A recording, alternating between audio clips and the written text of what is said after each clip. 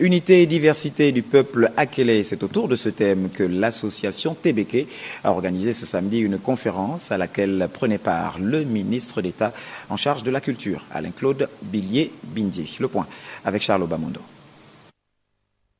Revisiter l'histoire, la recontextualiser et surtout l'adapter aux exigences du monde contemporain, une œuvre laborieuse mais indispensable pour le peuple Ngom ou Akélé, considéré à tort ou à raison comme un groupe en voie de disparition, d'où l'intérêt d'organiser cette conférence. La rencontre d'aujourd'hui devrait réveiller notre esprit afin de réaliser, de comprendre la richesse et la diversité du peuple Ngom.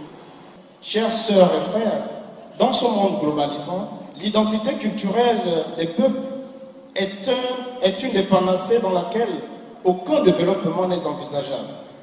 Savoir qui on est la meilleure voie pour exister en tant qu'entité et contribuer à l'amélioration du substrat qui fonde les éléments du vivre ensemble.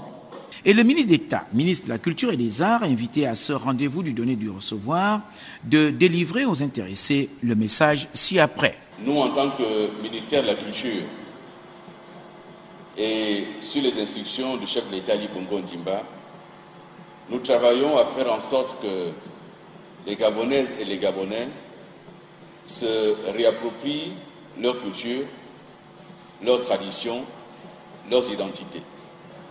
Vous pouvez compter sur le ministère de la Culture pour être à vos côtés.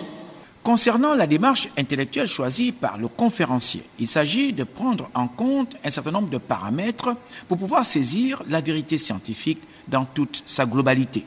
Et il s'agit de recentrer la nomination, ensuite de trouver des réponses à une question qui est toujours restée d'actualité. Par rapport à notre pays, le Gabon, ou bien encore l'Afrique centrale, on trouve les Ngom au Gabon, au Congo et même en RDC.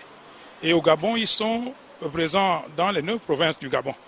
Et ça, pas du fait de l'exode rural ou bien pour des migrations économiques, mais tout simplement du fait de leur dynamisme à une époque précoloniale. Et ça voudrait dire que se mouvoir dans un espace comme celui-là présenterait certainement des avantages pour maîtriser la nature, s'imposer, se nourrir et maîtriser son environnement.